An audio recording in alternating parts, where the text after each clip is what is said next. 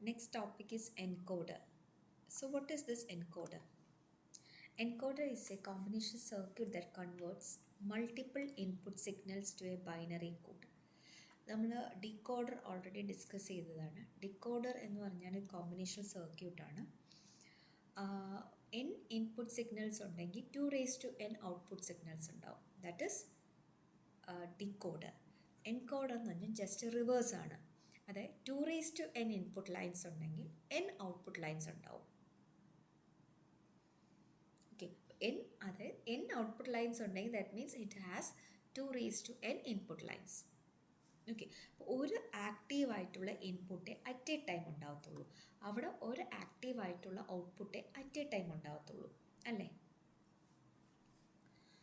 അത് 1 ഹോട്ട് ഡീകോഡറാണ്. പക്ഷേ 7 segment decoder ആകുമ്പോഴത്തേക്കും ആ ഒരു ഇൻപുട്ട് കോമ്പിനേഷൻ അനുസരിച്ചിരിക്കും അതിൻ്റെ സെഗ്മെൻറ്റ്സ് എന്ന് പറഞ്ഞാൽ LED സെഗ്മെൻറ്റ്സ് എന്ന് പറയുന്നത്. Okay, so encoder is a digital combination circuit that converts multiple input signals into a binary code. It typically has one input at a time and generates a binary output representing the position of that active input. Active ആയിട്ടുള്ള ഏത് ഇൻപുട്ടാണോ അതിനെ represent ചെയ്തായിരിക്കും ഒരു active input വരുന്നത്. Okay, so അതിൻ്റെ block ഡയഗ്രാമാണിത്. Encoder 2n input lines with n output lines. Different types of encoders: 4-2 encoder, octal to binary encoder, or 8-3 encoder, then priority encoder. First നമുക്ക് നോക്കാം 4-2 encoder. 4-2 encoder means it consists of 4 inputs, that is y3, y2, y1 and y0, and 2 outputs, that is a1 and a0. So 4-2 encoder, it has 4 input and 2 outputs. At any time only one of these ഈ 4 ഇൻപുട്ട്സിൽ ഏതെങ്കിലും ഒരു input മാത്രമേ എന്ത് ചെയ്യത്തുള്ളൂ, at a time will be 1. In order to get the respective binary code at the output, corresponding binary code ഔട്ട്പുട്ടിൽ വരാൻ വേണ്ടിയിട്ട് at a time ഒരു ഇൻപുട്ട് മാത്രമേ ആക്റ്റീവായിട്ട് വരത്തുള്ളൂ. ഡിക്കോഡറിൽ അതാണ്, അറ്റ് എ ടൈം ഒരു ഔട്ട്പുട്ട് മാത്രമേ ആക്റ്റീവായിട്ട് വരത്തുള്ളൂ. സോ അതിൻ്റെ ട്രൂത്ത് ടേബിൾ നോക്കാം. നമുക്കറിയാം 4 ഇൻപുട്ട് ഉണ്ടെന്ന് പറഞ്ഞു, y3, y2, y1, y0, and 2 input ഉണ്ടെന്ന് പറഞ്ഞു, that is a1 and a0. അപ്പോൾ ഇവിടെ 4 ഇപ്പം 2 ഇതായതുകൊണ്ട് 4 കോമ്പിനേഷൻസ് ആയിരിക്കും, അല്ലേ? സോ ഇവിടെ നോക്കുക 0-0 കോമ്പിനേഷൻ, 0-1 കോമ്പിനേഷൻ, 1-0 കോമ്പിനേഷൻ, 1-1 കോമ്പിനേഷൻ. ശരിക്കും ഇത് ഔട്ട്പുട്ടാണ്. ഈ 0-0 വരുമ്പോഴത്തേക്കും y0 എന്താവും, 1 വരും. നമ്മളവിടെ ഡീകോഡറിൽ എങ്ങനെയാണ്, സെയിം കോൺസെപ്റ്റ് തന്നെയാണ് ഇവിടെ. ഇനി 0-1 വരുമ്പോഴത്തേക്കും y1 എന്താവും, 1 വരും. 1-0 വരുമ്പോഴത്തേക്കും y2 1 ആവും. 1-1 വരുമ്പോഴത്തേക്കും y3 1 ആവും. ഇങ്ങനെയാണ് നമ്മൾ ഡീകോഡറിൽ പഠിച്ചത്. ഇവിടെ വരുമ്പോഴത്തേക്കും ഇൻപുട്ട് y0, അതായത് y0, അപ്പം ആകെ 4 ഇൻപുട്ടേ ഉള്ളൂ, അറ്റ് എ ടൈം ഒന്ന് മാത്രമേ ആക്റ്റീവ് ആവത്തുള്ളൂ. ഇപ്പോൾ y0 ഓൺ ആക്റ്റീവ് എങ്കിൽ ഔട്ട്പുട്ടിൽ ബൈനറി വാല്യൂസ് 0-0 ആയിരിക്കും വരുന്നത്. മനസ്സിലായോ? ഇപ്പം എൻ്റെ ഈ ഇൻപുട്ടാണ് ആക്റ്റീവ് എന്ന് വിചാരിച്ചോ, y2 ആണ് ആക്റ്റീവ്, മീൻസ് y2 ആണ് 1 വരുന്നതെങ്കിൽ ഇവിടെ വരുന്നത് എന്തായിരിക്കും, y2 എന്ന് പറയുമ്പോൾ 10 വരുന്നത് 10 ആയിരിക്കും. ഓക്കെ, y2 ആണ് വരുന്നത്, നമുക്ക് 10 ആയിരിക്കും. സോ ഇപ്പോൾ y3 ആണ് 1 വരുന്നതെങ്കിൽ 11 ആയിരിക്കും ഔട്ട്പുട്ട് എന്ന് പറയുന്നത്.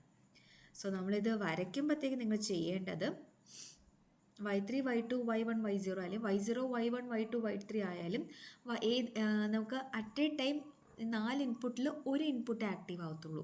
ഇപ്പോൾ ഫസ്റ്റ് റോയിൽ ഇപ്പം Y0 ആണ് ആക്റ്റീവ് ആണ്. ഇപ്പോൾ Y0 ആണ് ആക്റ്റീവ് എങ്കിൽ നമുക്ക് ഔട്ട്പുട്ടിൽ വരുന്നത് 0 0 ആയിരിക്കും. ഇപ്പോൾ Y1 ആണ് ആക്റ്റീവ് എങ്കിൽ നമുക്ക് ഔട്ട്പുട്ടിൽ വരുന്നത് 0 1 ആയിരിക്കും. ഇപ്പോൾ Y2 ആണ് ആക്റ്റീവ് എങ്കിൽ നമുക്ക് ഔട്ട്പുട്ടിൽ വരുന്നത് 1 0 ആയിരിക്കും. ഇപ്പോൾ Y3 ആണ് ആക്റ്റീവ് എങ്കിൽ നമുക്ക് ഔട്ട്പുട്ടിൽ വരുന്നത് 1 1 ആയിരിക്കും. സോ അത് വെച്ച് ഞാൻ ലോജിക് എക്സ്പ്രഷൻസ് ഞാൻ ഓക്കെ. കാരണം A1-ൻ്റെത്